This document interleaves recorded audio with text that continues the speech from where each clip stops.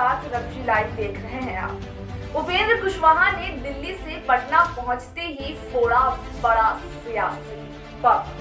जी हाँ, जैसा कि बीते दिनों ऐसी चर्चा हो रही थी कि उपेंद्र कुशवाहा भाजपा में शामिल हो सकते हैं। ऐसे में पत्रकारों से बात करते हुए उपेंद्र कुशवाहा ने कहा कि जेडीयू का जो जितना बड़ा नेता है वो उतना ही ज्यादा बीजेपी के संपर्क में है।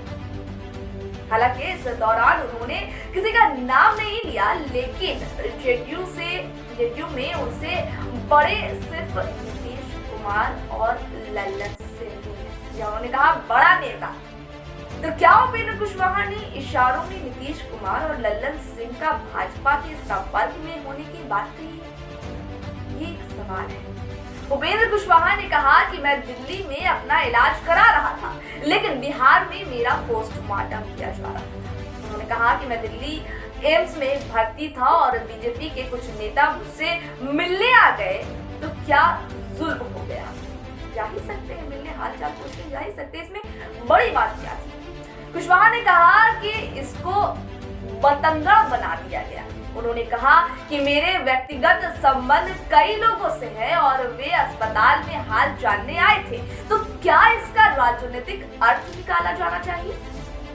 उपेंद्र कुशवाहा ने कहा कि मेरे बारे में जो अफवाह फैलाई जा रही है उसका कोई मतलब नहीं। उन्होंने कहा कि मैं 100% भाजपा को छोड़कर नहीं जा रहा।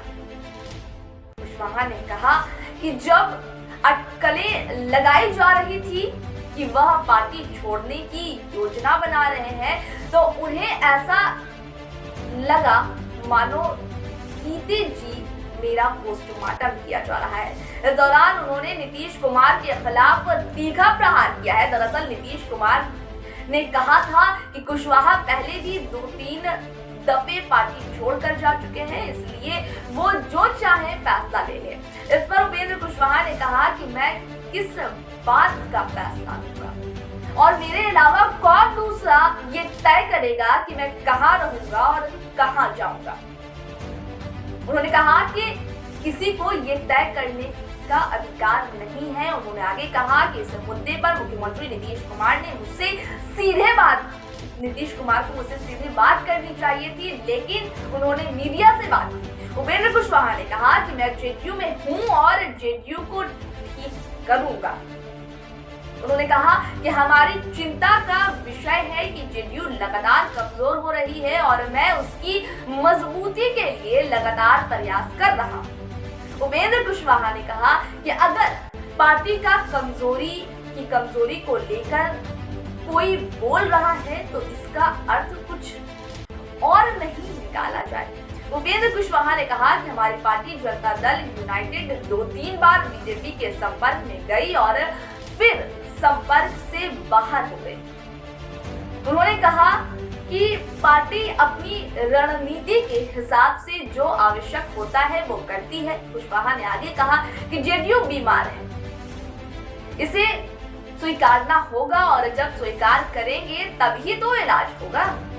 उन्होंने कहा कि राष्ट्रीय लोक समता पार्टी के विलय के लगभग 2 साल बाद भी ऐसा प्रतीत होता है कि आगे आश्वस्त नहीं है कि मैं पूरी तरह से जेडीयू के साथ हूं।